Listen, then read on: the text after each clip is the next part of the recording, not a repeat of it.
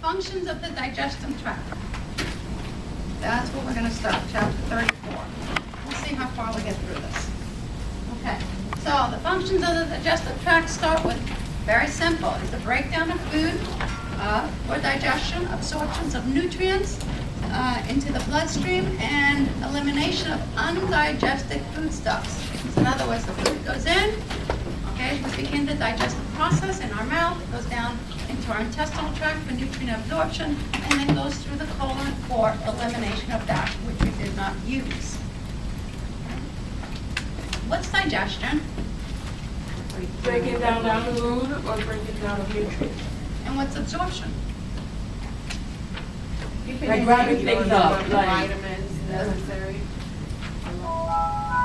Digestion is the process which occurs when enzymes mix with indigested food and is broken down, proteins, fats, sugar, and carbohydrates broken down into their elemental parts so that it can be absorbed. Absorption is the process during the digestive process where small molecules, vitamins, and minerals are passed through the walls of the small and large intestines and absorbed into the bloodstream so it can be utilized by our tissues. And obviously, elimination is the passing of undigested products through the colon so that it can be eliminated by the body as feces.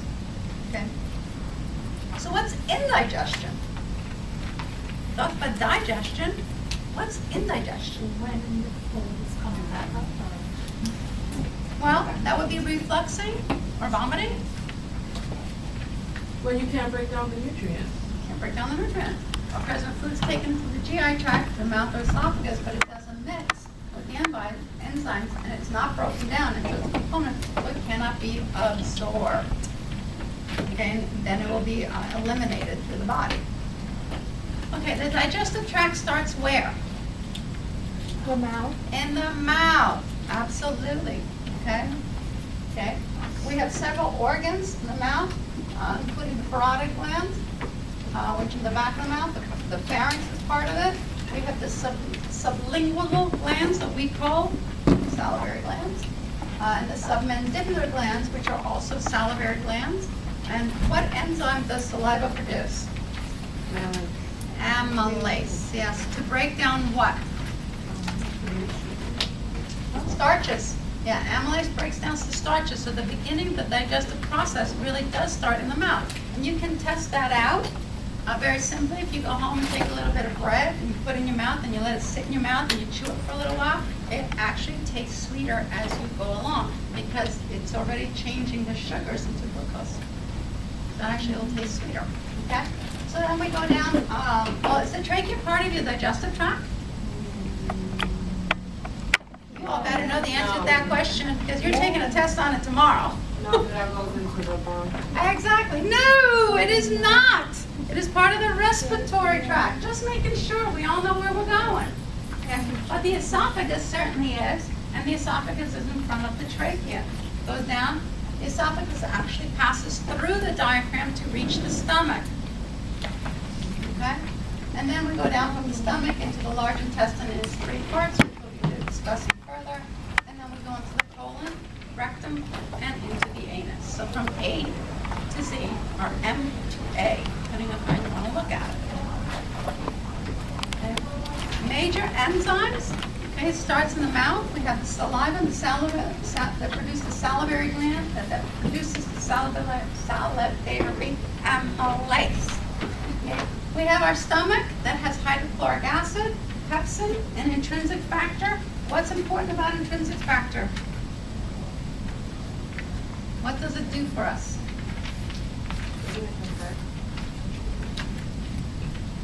Close. Close. Intrinsic factor of the stomach, very important for one thing. We talked about it back a little while ago when we were doing, actually when we did cardio. It is significant in absorbing vitamin B12 to prevent pernicious anemia. Without it, you will have pernicious anemia. Okay? And then you in your small intestine, you have amylase, lipase, trypsin, and bile. Okay, those are the enzymes that are required, only some of the enzymes, there are actually more, that are required for proper digestion. Okay.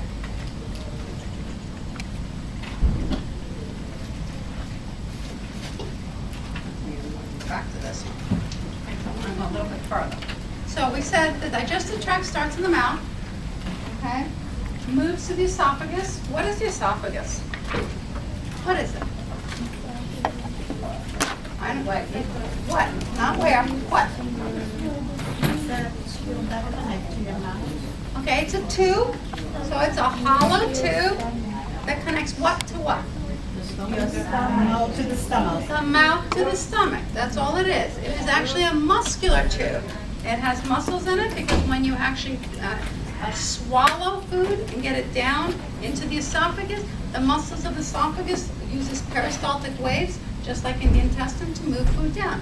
Haven't you all had experience where you've taken something that you didn't chew up too well and you can actually feel it going down in steps and stages? That's that esophagus actually using peristaltic waves to pass it down. It can hold up to 1,500, I think it's about 10 inches long, and at the very bottom it has a sphincter, esophageal sphincter. Okay, that it opens and closes. It opens when food hits it, it distends it and opens it to allow food to pass into the stomach, and then it's supposed to close. Okay, and why does a sphincter open and close? Why would it we want it to close once food enters the stomach? So that it doesn't go back up. Acid.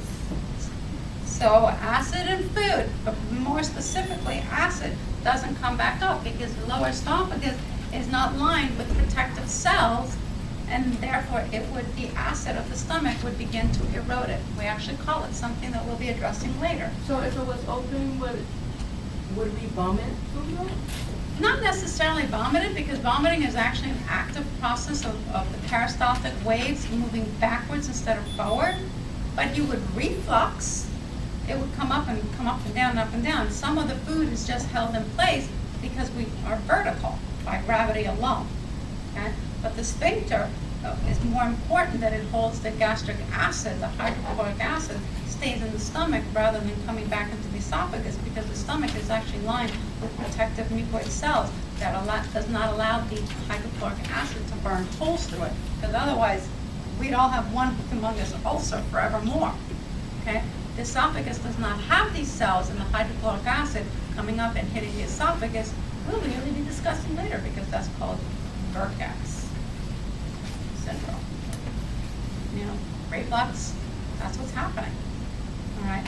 So then we go into the stomach, and the stomach actually has several parts. It's a large hollow organ, can hold up to 15 mLs of food, which in my opinion is a whole lot. If mine held that much, my butt would be much bigger.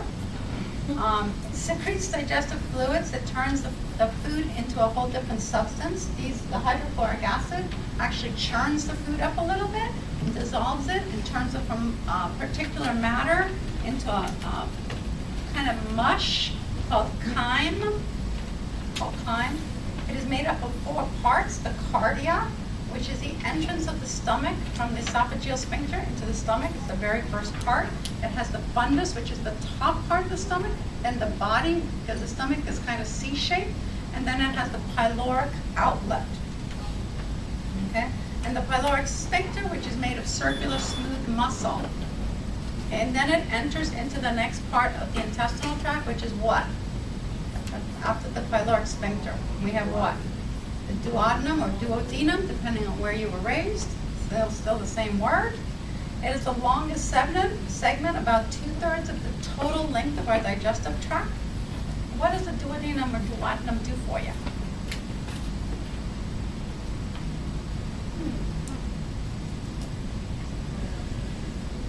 See that where most of the food is broken down.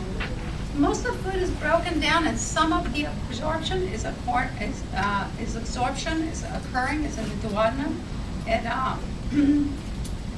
It has in the duodenum, one of the most significant things is that the gallbladder enters in the duodenum and ejects bile into duodenum, which is very important for fat emulsification.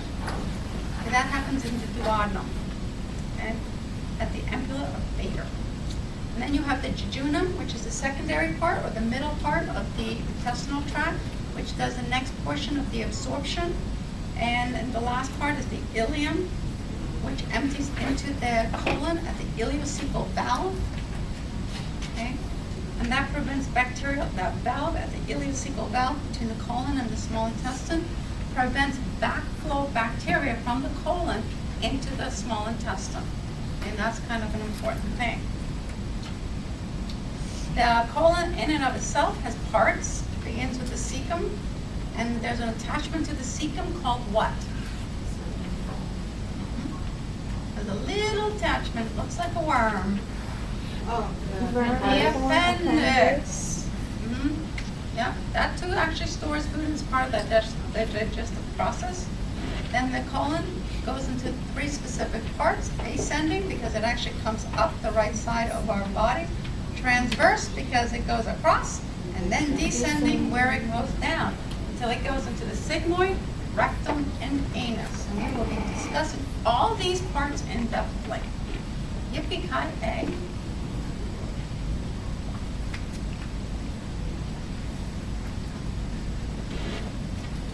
Talk about the enzyme. Now, we have 2 other parts that involves the intestinal tract that is not structural. One is vasculature.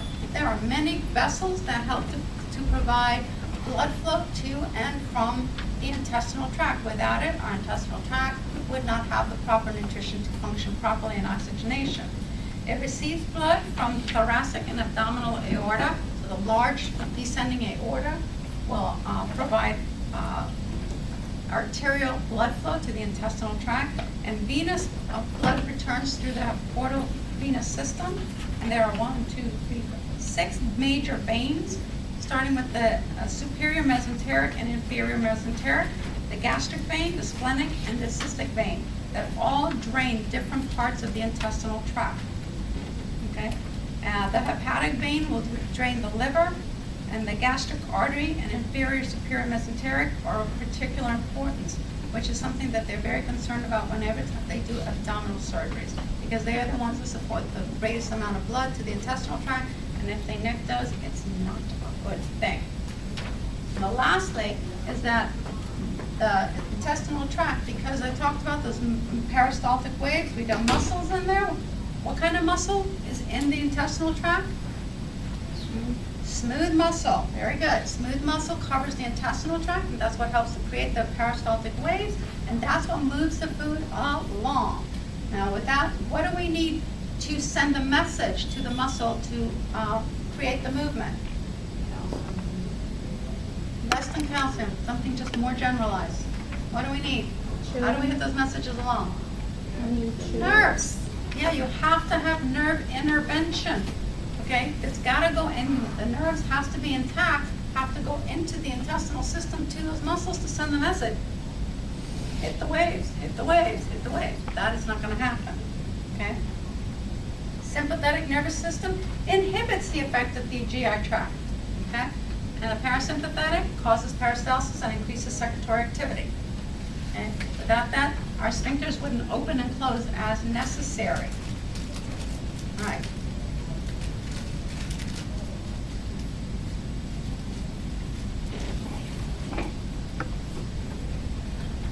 Just want to take a look at something for a second.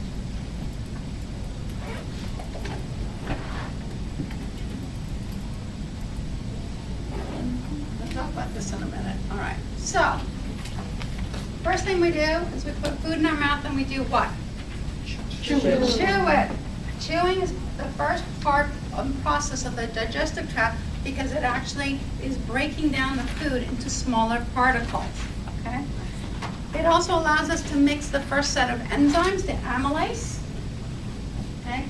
And that actually begins not just with the tasting of food, but as soon as we scent food, kind of like little Pavlovian dogs, we begin to secrete our salivary glands begin to secrete saliva, and then we kind of get a little wet in the mouth. Okay? And this, what is the purpose of saliva besides providing amylase? What does it do? It moistens the food. It's just a mechanical issue. Okay? It helps to moisten the food, that helps to let it slide down the esophagus. Okay? As I said, smooth muscle in the esophagus has the peristaltic waves. Food hits the esophageal sphincter, opens it up. Now food is now gonna hit the stomach, and what enzyme is it gonna meet in there?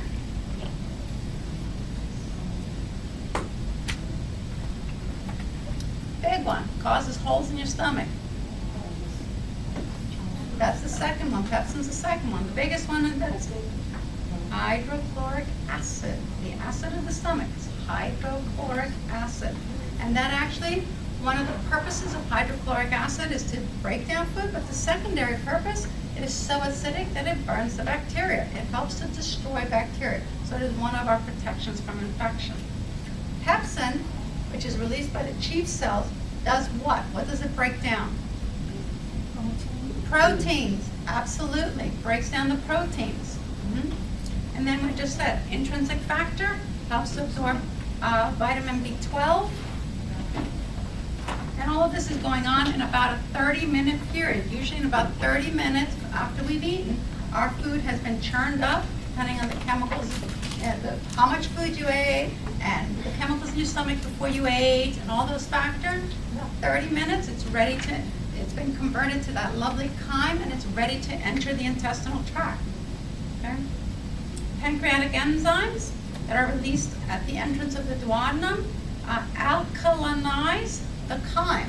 Why would we want to do that?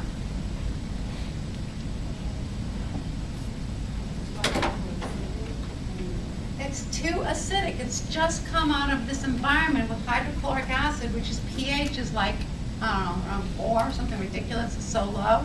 So if the chyme stayed in that hyperacidic state and it went into the duodenum, you'd end up burning holes into your duodenum. So we wouldn't want to do that. So pancreatic enzymes are released right at the entrance of the duodenum that actually alkalinizes the chyme and brings it to a more comfortable pH for digestion. Okay?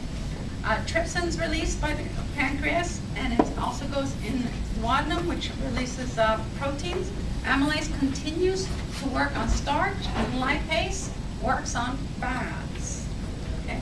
Now, bile that has been stored in the gallbladder due to the synthesis of fat will release into the duodenum and help to emulsify the fat, and that is controlled by the sphincter of Oddi, ODI, the sphincter of Oddi at the end of the common bile duct as it enters the duodenum. So that senses the need for it, opens it up, and says, hey, we need bile. Bring it all down. Okay. As I said before, the food then moves through the duodenum in this segmented motion that we call peristalsis, and it is because of nerve innervation that moves the food through the duodenum into the other parts of the digestive tract. Now, the borders of the intestinal tract have villi, like little tiny fingers, and that is where the active absorption is occurring. At the borders, the brush borders, the villi are actually absorbing the food. Now, approximately 4 hours after the food has entered the duodenum, it should be hitting that ileocecal valve and going into the colon. Okay. That's where the residual waste is going to go. Bacteria finishes the breakdown of food. Water is reabsorbed, okay, from the colon. Mucus is added to the fecal material, and that helps to compact it and make it easier for evacuation. At this point, peristalsis is much, much slower, and it takes about 12 hours for the food to pass through the colon. It can take up to 3 days.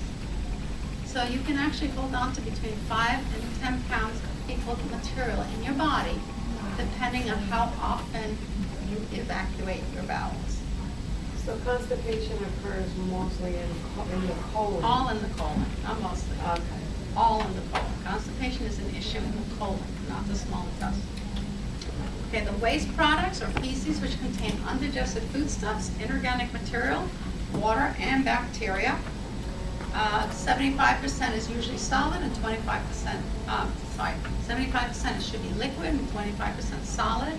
So if it's very, very solid, it tends to mean that it has stayed in the intestinal tract a protracted amount of time, where more and more water has been absorbed out of the fecal material. That's what we call constipation. Okay. Color of stool is dependent on the food we eat and the amount of bile and bilirubin that has been put into the intestinal tract. The odor is dependent on the food we eat and also the amount of methane gas that has been produced by the bacteria of our intestinal tract, as well as hydrogen sulfide and ammonia. That's what causes the gas. That's what causes gas. Yeah, if you're eating, you're producing gas. That's all there is to it. It's part of the digestive process that you make methane. Obviously, some people create more methane than others. Depends on how much you begin to chew more. Yeah, because I was reading something, I think, on the internet that says, if you eat like gassy food or chew gum, Mhm. talk a lot. You those create more contribute to gas because when you're talking a lot, you're inhaling more. And some of what you're inhaling is going to go down into your intestinal tract. That's like when Absolutely. babies cry. Mhm. Yeah. They toot a lot more. You drink a lot of soda, you're ingesting gas. Definitely, or any kind of, fizzy materials. Definitely, you're going to have more gas problems. Okay. Elimination begins with distension of the rectum, which allows the internal sphincter to start to relax, which is an autonomic. We don't think about that. It happens automatically when enough food has put pressure in the rectum. It has descended enough. The signal goes that you need to evacuate. You have pressure on the internal sphincter and it causes distension. It sends a message up to the cerebral cortex. And somebody's smiling over here. This is so much My fun. son. Yeah, exactly. The cerebral cortex gets the message that that they're getting that impulse from the internal sphincter, and you get the sensation that you need to evacuate, and then there's a voluntary relaxation of the external sphincter that causes evacuation. Both sphincters normally are maintained in a tonic state, meaning nice and tight, so that you don't have slippage of stool inadvertently. And this is something that obviously in infants is a learned process, and usually the coordination of that message doesn't become evident till around age 3. So trying to get a 1-year-old to be potty trained for stool ain't happening. It ain't happening.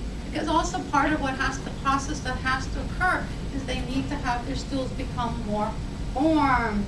Because the formed stool is what causes distension of the rectum, which sends the impulse to the internal sphincter to relax, sending the message to the brain that you need to stool.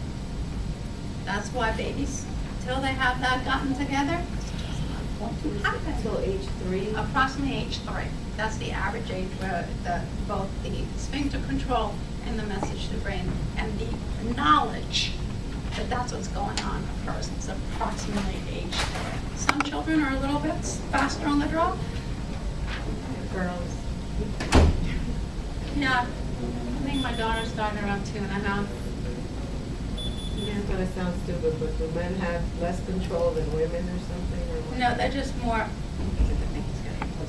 No, I think that just males tend to have a much more ritualistic experience. Okay, got it. I'm trying to be polite because I am on video. Yeah, no. You don't want to go on that. Move on next. Assessment. Okay. All right, so assessment starts with a history. We always start with a history and physical, right? And some of the language that we use in terms of doing a GI assessment is we're looking for abdominal pain. What's dyspepsia? Indigestion, upper abdominal pain, dyspepsia, nice big word. Gas, nausea, vomiting, constipation, diarrhea. This sounds like that Pepto-Bismol commercial. Okay? Fecal continence, changes in stool patterns, bowel patterns. That's a huge, huge red flag for many of our GI disorders. Changes in pattern, characteristic of stool, history of surgery, appetite and eating patterns, teeth and nutrition. Assessments include weight patterns. That's why when you go to the doctor, they always tell you, have you gained or lost more than 10 pounds in the last year, without meaning to, because they're looking for different patterns of weight that alerts them to different GI complications. We work on the psychosocial, spiritual, and of course our cultural factors, and the need for patient education. These are some of the sites for what we call abdominal referred pain. Pretty simplistic. Those with appendicitis will often have pain in the opposite side of the body. Biliary, up in the shoulder area. Here they even have heart and whatnot. Okay. We talked about the quadrants of the abdomen. We talked about these, I know, when we did anatomy and physiology, so we just review them. You have 4 quadrants: upper right, upper left, lower right, lower left. And it divides up the abdomen in 4 stages, 4 quadrants. But then we subdivide them, and we can come up with 9 different quadrants. The one that we talk about a lot is epigastric, which is right underneath the sternal border, beneath the xiphoid process, which is usually a sign of GERD or gallbladder disease. The lower right quadrant, where we're talking about appendicitis, and lower left quadrant is most commonly constipation. Okay. What will small intestines, like right in the middle, below the belly button, what would cause that? Right below the belly button. Yeah. There's too many different things under there to define exactly what one of them would be.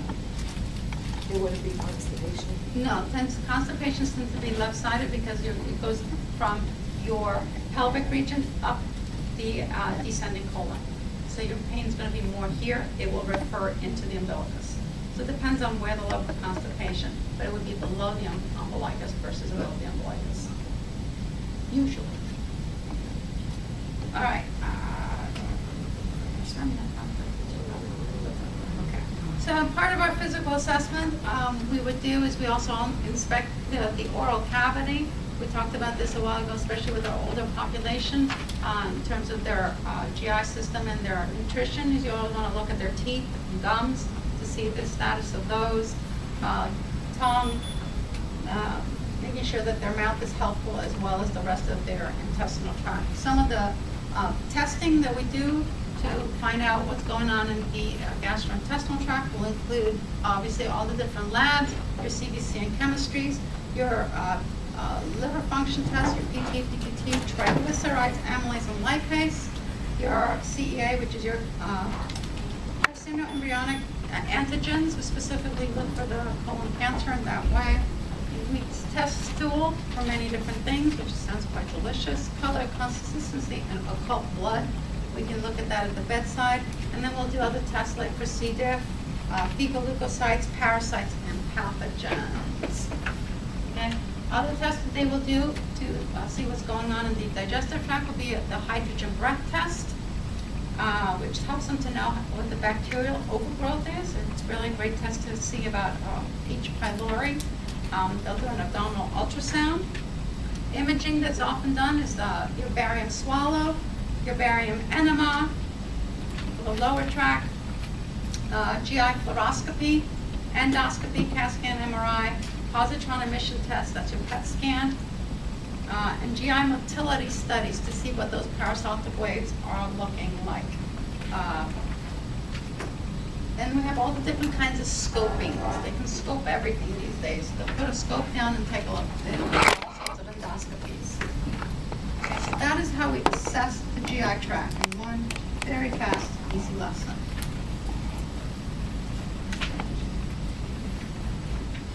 One down, 3 to go. Aren't you excited? Come on, guys. You're all asleep today. No more GI? Oh, no, we're still in GI. That was just the assessment part.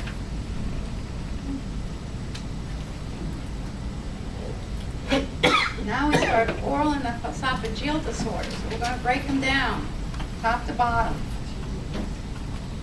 Yeah. When I say top to bottom, I'm not even kidding. Pardon my pun. Okay, orders of the jaw and salivary glands. Okay, my favorite, TMJ, temporal mandibular joint dysfunction. Very painful. Nobody ever know about it. Very painful. Been there, done that, got the braces for it.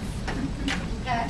Myofascial pain, pain at the side of the face, clicking of the jaw. Your jaw literally can get stuck in an open or closed position. Limited movement, limited opening to the jaw. Can be because of internal derangement of the jaw or because of degenerative joint disease, fracture. Okay, it can be from a fracture. Okay, basic symptoms of this is dull radiating pain on wherever the joint is, to the ear, to the teeth, and it can actually go into the sinuses. It can change the fit of the teeth, meaning the bite. You can hear popping, clicking sounds. My joint used to pop all the time. I could never chew gum because I would get a wicked headache.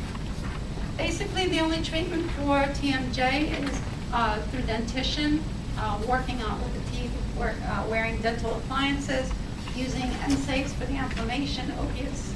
I don't know why you would really use opiates, but they do, and orthodontics, getting the bite fixed. Okay. Fracture of the jaw, usually it's done because somebody gets popped in the jaw. Okay. It can also be because of accidents, such as a motor vehicular accident, a sports injury, and to fix that, basically they have to realign the bones, and they usually will wire the jaw shut so that the bones are set into one place. They sometimes will actually do surgery to put in plates. Okay, sometimes if the fracture is significant enough, particularly I would think in a motor vehicular type of accident or industrial, they may actually have to do bone grafting to get more bone in there, and they would graft from the ilium. They would harvest from the ilium or the rib. Biggest thing is that this person's not going to be chewing for a really long time.